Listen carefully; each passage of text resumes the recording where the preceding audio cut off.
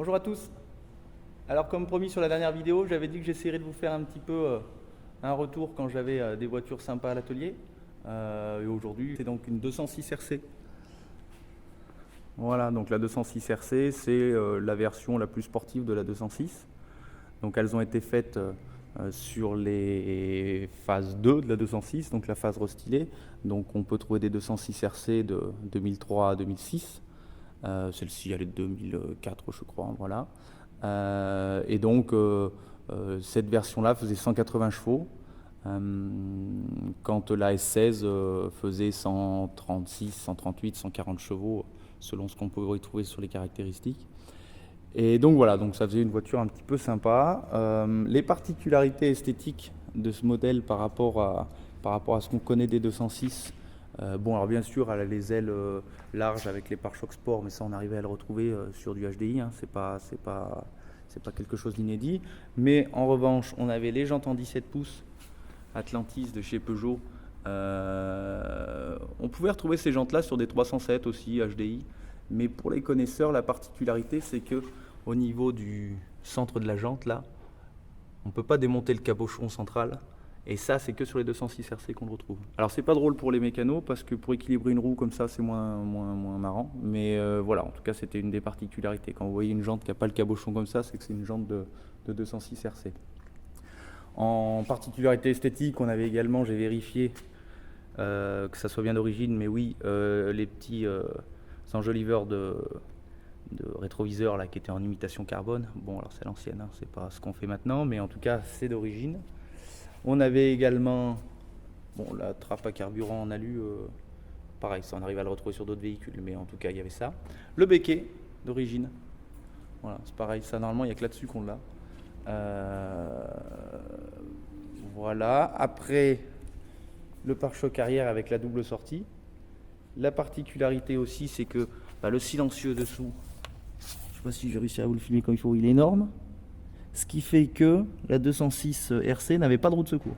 Normalement, les 206 RC, les 206 tout court, pardon, elles ont les roues de secours sous la voiture. Et là, du coup, de ce fait, elle n'a pas de roue de secours, celle-là. Donc, elle a été livrée avec un kit anti-crevaison, et voilà.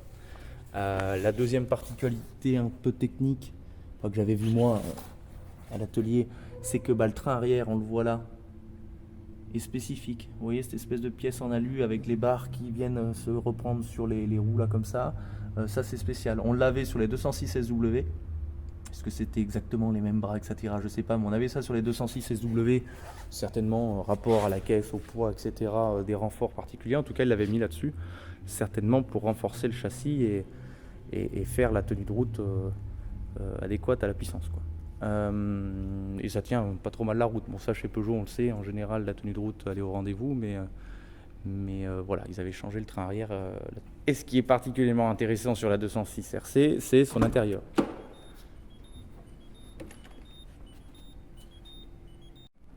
Parce que on avait les gros sièges baquets spécifiques à ce modèle-là. Donc là on retrouve ça par contre que dans une 206 RC.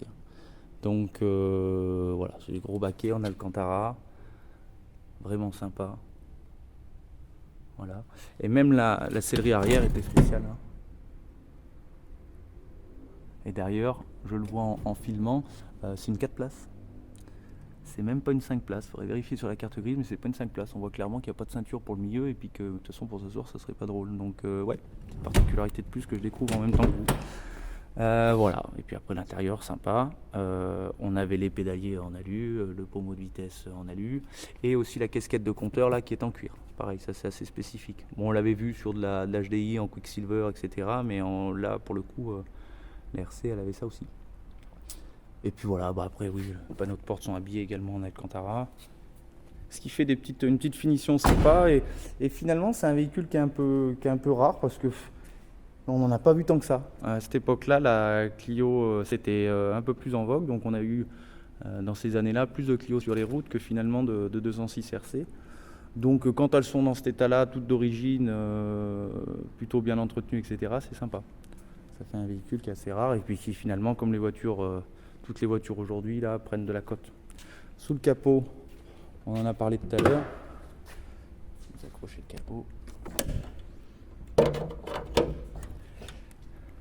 le 2 litres 16 soupapes. Donc la particularité, c'est que tout de suite on voit cette grosse pipe d'admission en alu là. C'est très spécifique à ce moteur. Quand on prenait le moteur RFN 140 chevaux, là il n'y avait pas ça. Donc c'est un peu particulier. Même la boîte à air, c'était pas tout à fait fait comme ça. Voilà, on a vraiment une particularité à ce niveau-là. Et puis c'est un moteur qui va bien quand même. Un 2 litres 16 soupapes de 180 chevaux sur une pipe 206, finalement ça va pas mal. Ça va pas mal. Donc voilà. Voilà un peu la présentation de la 206 RC. Donc comme promis, j'essaierai de vous faire d'autres vidéos quand l'occasion se présente et quand je trouve le temps de le faire. Et puis en attendant, à très vite.